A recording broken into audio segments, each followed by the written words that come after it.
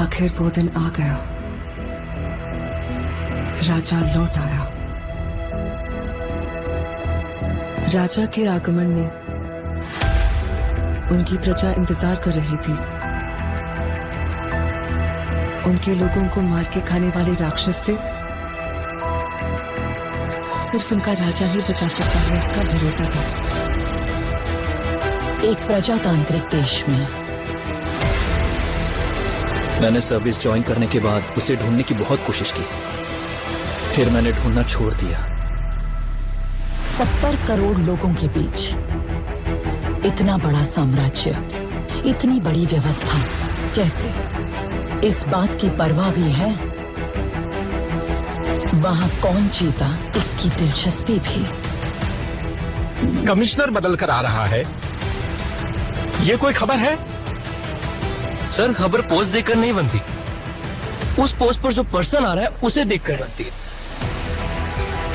एक माफिया साम्राज्य का राजा हो गया।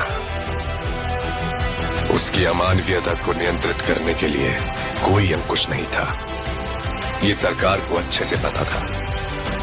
अंत को इतिहास में मिलाने के लिए केंद्र सरकार ने एक कठोर निर्णय ले लिया था। क्या है उसका status? Notorious assassin, now retired. Retired? वो क्या? उस बारे में तो कुछ लिखा नहीं। अब क्या करें सर? उससे तो मैं निशाने पे रख के मारूंगा। तेरा काम खलास। जिन लोगों ने उसका हाथ पकड़ा, उसने आखिर तक उनका हाथ नहीं छोड़ा। उसके वजूद को वो लोग आखिरी सांस तक नहीं छोड़ेंगे। वो एक वीर योद्धा की तरह आगे से वार करता है, कायरों की तरह छुपकर पीछे से नहीं। एक सड़े कुत्ते को मारने के लिए इतने सारे राक्षसों का क्या जरूरत है मेरे भाई? वो कुत्ता नहीं, शेर है। तो फिर उस शेर को हम कुत्ते की मौत मारेंगे। आप सिर्फ एक इशारा कर दो। हर एक जंग की वजह स्वार्थ होता है और उसका अंत इतिहास।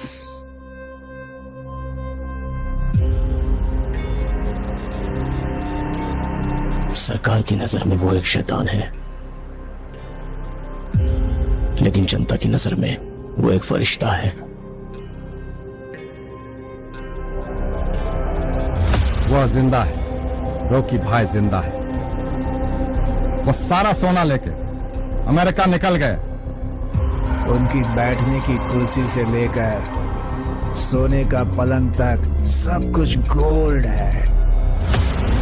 जब तक बुलेट है तब तक ही गन की वैल्यू है, और हिम्मत वाले जिगर की सांस रहने तक वैल्यू है।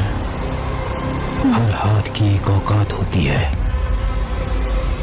गलत मत समझिए, ऐसा नहीं है कि खून की प्यास कम हो गई है मुझ में। अपन से बहुत बड़ी भूल हो गई है। बिना किसी स्वार्थ के दूसरों की फिक्र करने वाले बहुत कम लोग हैं इस दुनिया।